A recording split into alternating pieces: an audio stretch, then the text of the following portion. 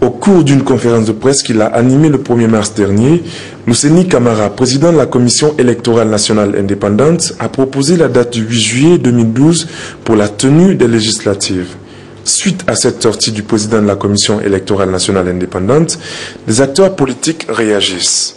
C'est le cas d'Alouseni Makanera de la mouvance présidentielle, Boubacar Bari, porte-parole des centristes, mais aussi du virevoltant Fayami Limono du collectif des partis politiques pour la finalisation de la transition. Makanera Aloussen Kake, président du Rassemblement national des indépendants RNI, parti allié au RPG bien avant le premier tour. En même temps, conseiller chargé de mission au ministère de l'administration du territoire et de la décentralisation. Membre de la mouvance présidentielle. Aujourd'hui, la CENI vient de donner la date des élections législatives. Quel est votre sentiment par rapport à ça? Bon, c'est un sentiment de satisfaction quand on sait que la transition en Guinée n'a que trop duré. Et ça revient aussi un peu pour donner raison à ce que je disais tantôt. Quand je dis que le dialogue politique a été un élément positif, contrairement à ce qu'on nous fait croire, nous avons eu un consensus avec le dialogue politique avant même d'entrer dans le débat, puisque nous nous sommes dit ensemble que nous devons prendre les décisions d'une manière consensuelle autant qu'on peut. Mais dans le cas où on n'a pas de consensus, qu'on s'appuie sur les textes de loi. C'est ces textes de loi qui permettent aujourd'hui à la CENI de fixer une date. Et le 8 juillet, je crois, est une date réaliste et réalisable. Aujourd'hui, on peut dire que la mouvance présidentielle est prête pour aller aux élections? Absolument. Vous savez, nous, on avait demandé à ce que les élections législatives aient lieu avant la fin du mois de mai. Mais puisqu'il y a beaucoup de contours que nous ne maîtrisons pas, et la CENI est en train de naviguer entre deux impératifs. Vous avez l'impératif d'organiser de très bonnes élections, mais aussi l'impératif du temps, c'est-à-dire les fortes pluies qui s'annoncent déjà. Donc si elle a choisi 8 juillet avant le mois d'août, je crois qu'elle a tenu à tous ces paramètres. Et aujourd'hui, nous, c'est le moment de remobiliser nos forces sur le terrain, puisqu'on était déjà sur le terrain, pour faire en sorte que nous ayons un minimum de 2/3 à l'Assemblée nationale qui correspond à la majorité qualifiée pour faire passer les lois organiques. En tant qu'expérimenté de la politique, quel est le conseil que vous avez à donner à l'opposition pour qu'elle puisse participer aux élections législatives prochaines? Je voudrais tout simplement lancer un appel à l'opposition de privilégier l'intérêt supérieur de la nation.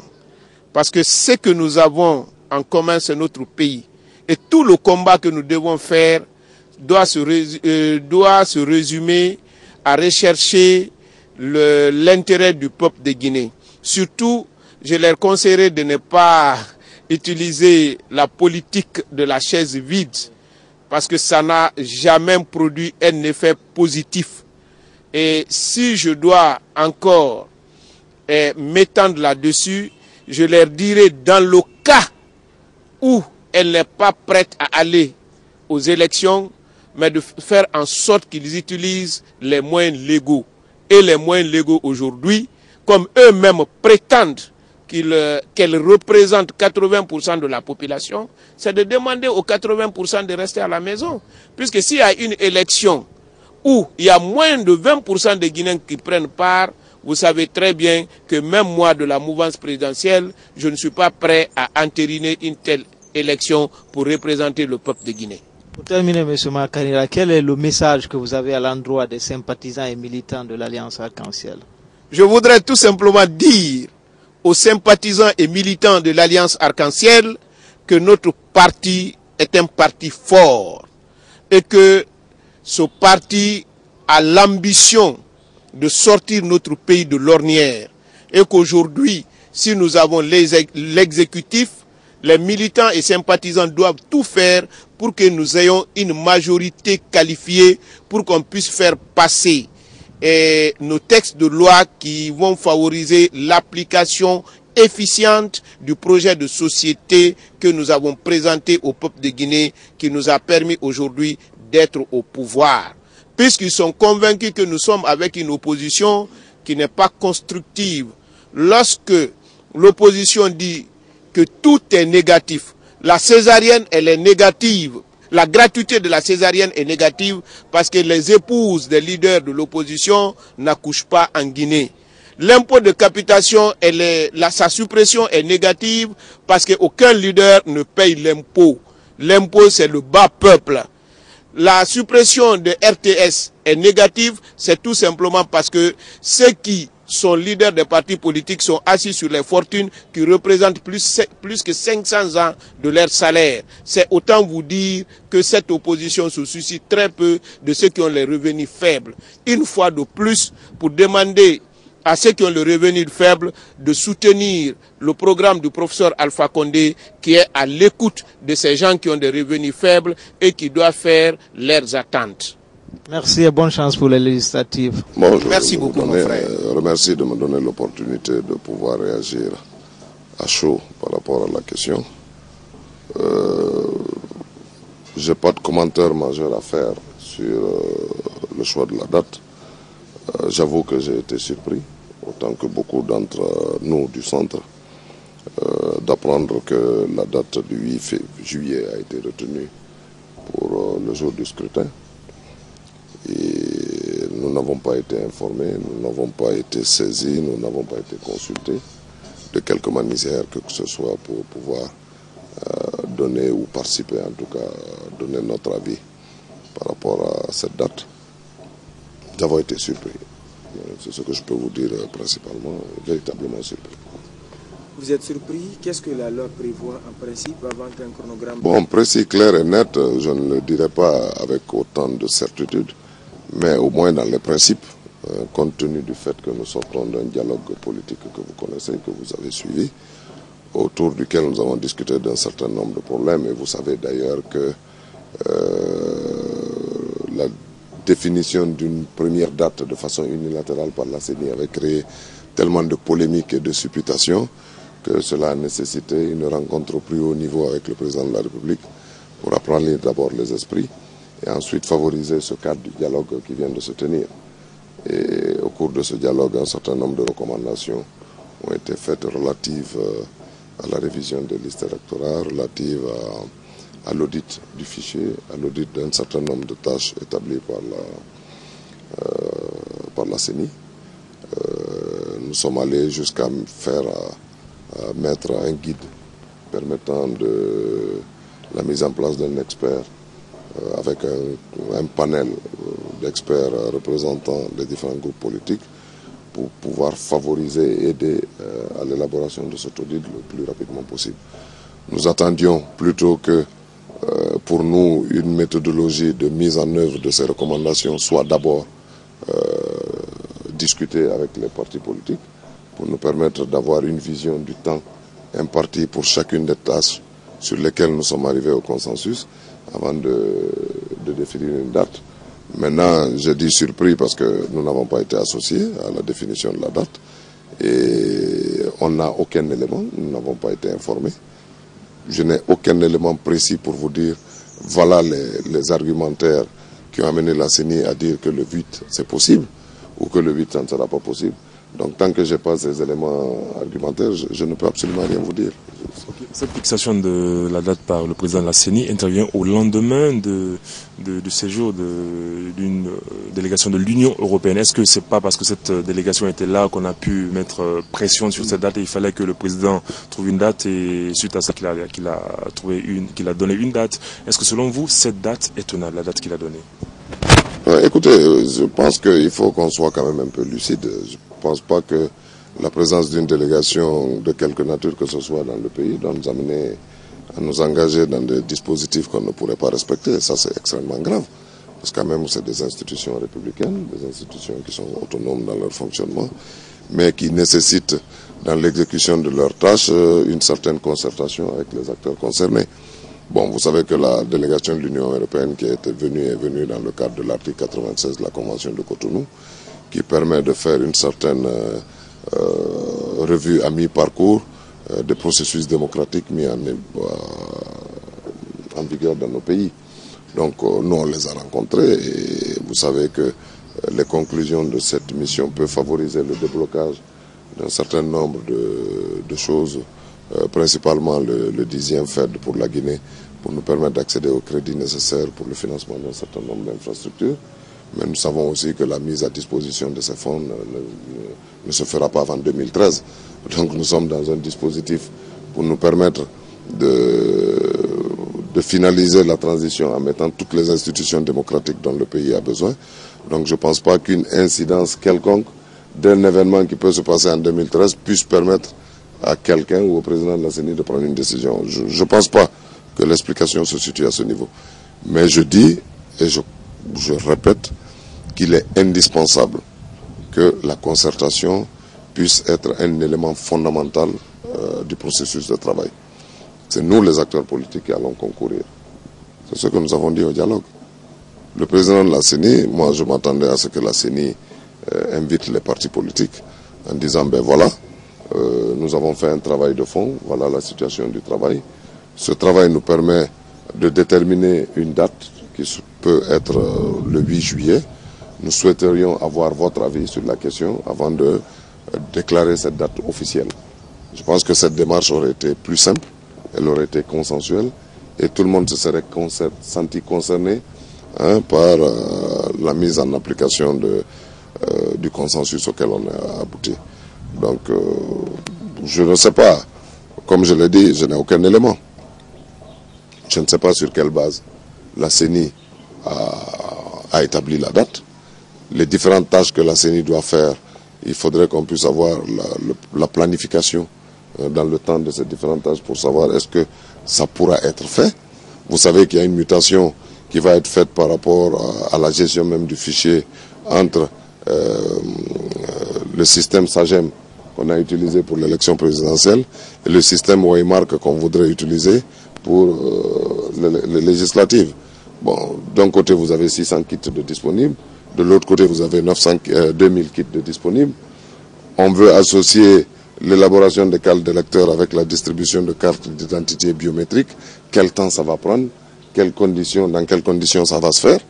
Parce que vous savez que pour faire la carte d'électeur, vous n'avez pas les mêmes contraintes que faire la carte d'identité. Pour la carte d'identité, vous avez besoin d'un certain nombre d'empreintes, 10 empreintes de doigts, vous avez besoin de la taille, vous avez besoin d'un certain nombre de données que vous n'avez pas obligatoirement besoin pour la carte d'électeur.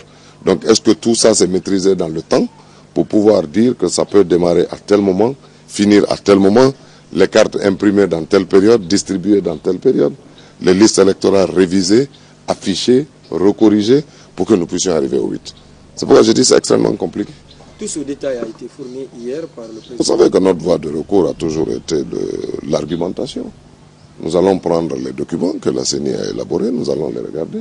Si concrètement nous estimons que le temps imparti est irréaliste pour le 8, nous allons le dire.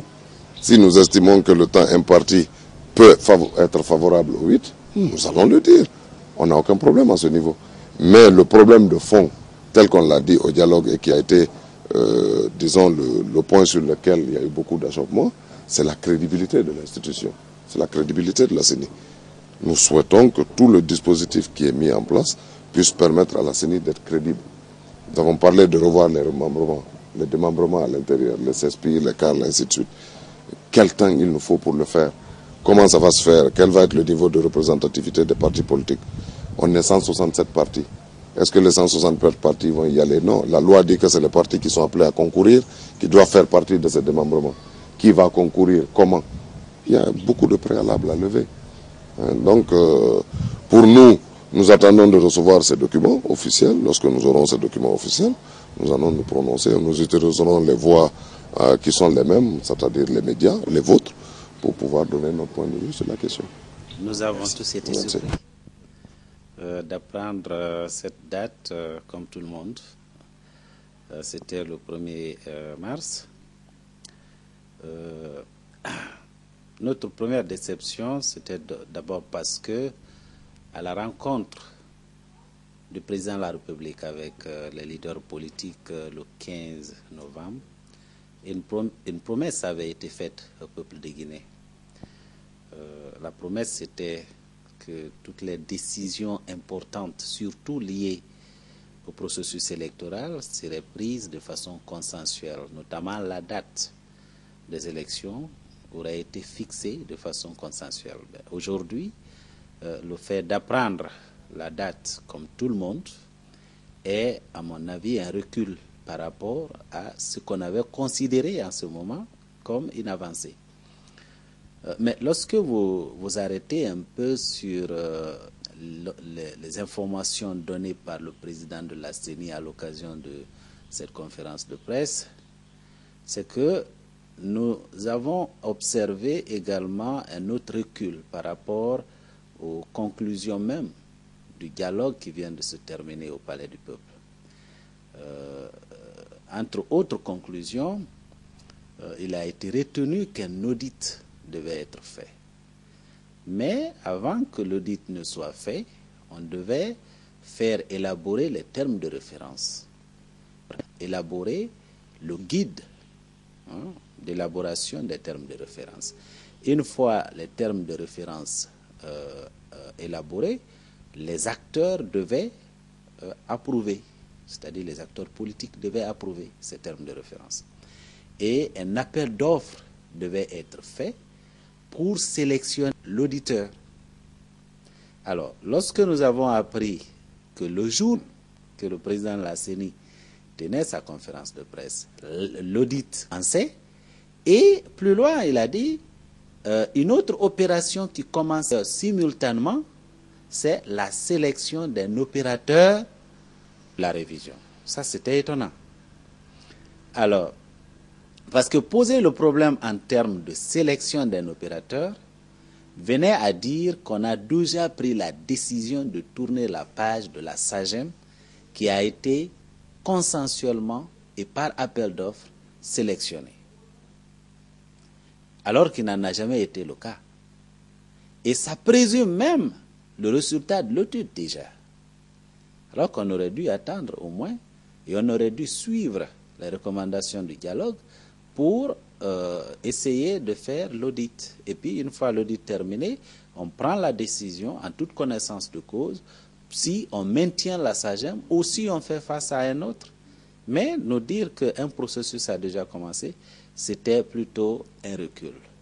La troisième chose, c'est que en proposant la date et en proposant un chronogramme, le président de la CENI dit au peuple de Guinée qu'il y a des préalables pour respecter cette date. Premier préalable, il nous dit, il faut qu'on ne touche pas à la CENI. En fait, même si ces gens-là commettaient un crime aujourd'hui, il faut tourner la page, ne dites rien, sinon nous n'allons pas respecter, nous ne serons plus responsables de rien. C'était plutôt une manière cavalière d'inviter le peuple de Guinée à accepter ce que propose la CENI. Mais il y a plus grave qui est apparu.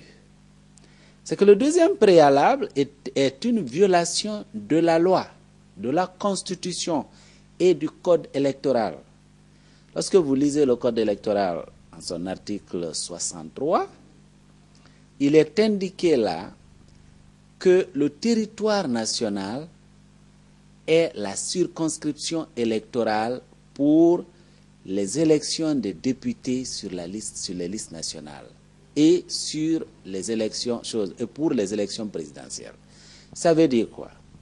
Ça veut dire que le territoire national comme circonscription comprend à la fois les 245 857 km² du territoire guinéen, mais également toutes les ambassades et tous les consulats de la Guinée à l'extérieur du pays, ce qui inclut donc les Guinéens de l'étranger comme électeurs. C'est pourquoi ils ont participé aux dernières élections présidentielles. Alors, nous dire que pour que nous respections ce délai-là, il faut que vous acceptiez que nous violions la loi et que des Guinéens soient déclarés non Guinéens désormais ou qu'on leur enlève le droit de voter. Je me dis, ça montre tout le caractère insérieux de cette CENI, qui a été d'ailleurs décriée par tout le monde et que nous avons exigé la restructuration même au cours du dialogue passé. Malheureusement, nous n'avons pas pu nous faire entendre parce que la mouvance est restée sur sa position. Voilà, en fait, brièvement résumé, la première réaction que nous avons eue, qui, pour nous, nous pensons, ça n'a pas été un acte plutôt responsable. Vous préférez qu'on vous... Seulement qu'on nous associe à la fixation de cette date, mais lorsque nous avons fini, le dialogue, nous sommes arrivés à un certain nombre de recommandations. Il y a eu des points sur lesquels nous ne nous sommes pas entendus. Et il se trouve que ces points sont les plus importants. C'était d'ailleurs les seules questions sur lesquelles on devait se pencher. Parce que tous les points sur lesquels il y a eu accord, on a dit, ce n'était qu'un rappel de ce que la Constitution et les lois de la République avaient déjà dit. Lorsque vous lisez l'article 26 de la Constitution, je crois, on nous parle de la neutralité de l'administration. Donc ce n'est pas le dialogue politique au Palais du Peuple qui établit ça. Ça, c'est consacré par la Constitution guinéenne. Quand on dit l'autorité de l'État doit être respectée, ça va de soi. C'est les lois qui le prévoient. Quand on dit libre exercice des activités politiques, ça va également de soi. L'accès des partis politiques aux médias publics, c'est également la même chose. Donc, les seules questions sur lesquelles le peuple de Guinée attendait un consensus, n'est-ce pas, de la part des participants, c'était la CENI. Il faut la restructurer. Nous étions allés avec la ferme conviction qu'on la restructure, mais nous n'avons pas pu maintenir notre position parce qu'autour d'une table de négociation et dans l'intérêt du peuple de Guinée, il faut faire des concessions. L'une des concessions majeures que nous avions faites, c'était de dire on peut se contenter de la recomposition de la CENI parce qu'elle a déjà commencé. Le président a déjà commencé la recomposition de la CENI. Il a déjà remplacé au sein de la CENI les représentants de l'administration. Même ça, la mouvance n'a pu accepter, achever ce que le président de la République a accepté. Donc pour nous, avant même de parler de date, il faut qu'on s'entende sur la CENI. Nous voulons qu'il y ait élections et nous les voulons rapidement. Mais le peuple de Guinée ne veut pas des élections qui peuvent amener, n'est-ce pas, à des affrontements dans ce pays. Donc, nous voulons des élections vite, mais nous les voulons libres, transparentes, crédibles, dans un climat apaisé pour que les résultats soient acceptés par tous. Alors, pour ça, il faut qu'on ait une CENI consensuelle. Il faut qu'on ait une CENI au moins paritaire, telle que la loi l'a prévu. Aujourd'hui, ce n'est pas le cas. Vous comprenez? Et les démembrements de la CENI sont actuellement 80% mouvance. Même les gens dont on a dit les noms comme faisant partie de l'opposition, comment pouvez-vous expliquer qu'on dise à l'abbé, vous avez monsieur tel, il est de l'UFDG, mais aucune structure de l'UFDG ne le connaît. Dans la salle, tout le monde a été ému par l'intervention du doyen Charles Pascal Tonneau, quand il a dit, mais toutes les personnes dont on a mis les noms là-bas, comme quoi ils appartiennent au PPG, je ne les connais pas et aucune de mes structures ne les connaît. Voilà une autre forme, en fait, de fausseté que nous voyons dans l'espace politique guinéen. Donc, pour nous, la question centrale aujourd'hui, c'est qu'il faut qu'on trouve un consensus sur la CENI et qu'on trouve des consensus sur le fichier électoral, l'audit du fichier, la révision, la cogestion, et qu'on règle le problème des conseils communaux. Lorsque nous résolvons ces questions-là, ces problèmes-là, on peut maintenant discuter de la date des élections. Et c'est d'ailleurs en tenant compte de tout cela que la commission technique de la CENI elle-même, réunie, prenant en compte plusieurs facteurs, parce que n'oubliez pas que nous avons encore au moins 2 ou 3 qui nous restent fidèles au sein de cette CENI. La première date qui avait été proposée, c'était le 25 novembre. Il y a eu beaucoup de pression ça et là, on en est revenu au 2 novembre. Ça, c'était en tenant compte de tout ce qui était nécessaire, le minimum qui était nécessaire. Alors, lorsque nous avons appris que la date, c'est le 8, pour nous, la date n'est pas l'élément majeur. Parce qu'on est habitué par les dates. Hein? La CENI nous a toujours donné des dates, mais sur 100 dates données par la CENI, 90 au moins ne sont pas respectées. Vous vous rappelez de la date du 29? C'est dans les mêmes circonstances qu'on nous l'a donnée. La seule conséquence, c'est qu'on a pris des milliards de francs guinéens, du contribuable guinéen, on a mis à leur disposition. Ils ont utilisé pour nous dire, vers la fin du mois de décembre, qu'on n'est pas en mesure de tenir notre parole. Cette fois-ci, d'ailleurs, ils sont allés plus loin en nous disant, d'ailleurs, si vous acceptez qu'on aille aux élections le 8, vous devez nous laisser en paix. Nous devons rester là. Et deuxièmement, vous devez accepter qu'on viole la loi. Vraiment, ça commence à ressembler à une république bananière. Donc, logiquement, pour vous, cette date du 8 juillet n'est pas tenable. C'est pas que la date ne soit pas tenable ou tenable. L'opposition ne questionne pas d'abord la date. L'opposition questionne la logique même qui nous amène vers la date. Si au moins on avait pris en compte l'engagement fait par le président de la République de dire que la date serait fixée consensuellement, on comprendrait. D'ailleurs, nous avons le rapport final du dialogue devant le président de la République, devant le gouvernement. Nous n'avons pas encore entendu la réaction ni du gouvernement, ni du président de la République.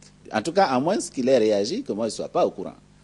Alors, si aucune réaction n'est encore venue du côté du président de la République, parce qu'il y a des questions qu'il faut d'abord arriver à trancher avant d'arriver à la date, et qu'on voit un chronogramme qui viole même systématiquement tout ce que nous avons dit, je dis, ça c'est un recul très, très dangereux pour le peuple de Guinée. Naturellement, dans le contexte actuel de notre pays, il fallait s'y attendre. Parce que, avant même que les conclusions du dialogue ne soient tirées, nous avons entendu le ministre de l'administration du territoire, M. Alassane Condé, sur les radios étrangères, dire que les élections auront lieu en mai, avec ou sans l'opposition, hein, pour ne pas dire sans l'opposition. C'était en fait le message qu'il voulait donner. Combien de fois maintenant il a comparé la situation guinéenne à celle du Gabon, hein, à celle de la Côte d'Ivoire, pour dire que, bon, de toutes les façons, même si l'opposition ne participe pas aux élections, nous pouvons y aller, le ciel ne va pas tomber sur la Guinée. Nous disons, c'est plutôt une attitude dangereuse pour le peuple de Guinée. Nous voulons aller aux élections, même nos partenaires souhaitent que tout le monde ait la possibilité de participer. Parce que les assemblées générales monocolores, nous en avons connu.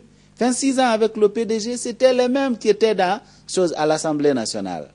Pendant les 24 années du général Lansana Conté, c'était encore 80 à 90% PUP. Mais quel a été le résultat de tout ça? C'est la misère pour tout le monde. Alors, peut-on changer au moins de méthode? Peut-on changer nos manières de faire pour s'attendre à un résultat différent? Einstein a dit que la folie, c'est quand on fait la même chose tout le temps et on s'attend à un résultat différent.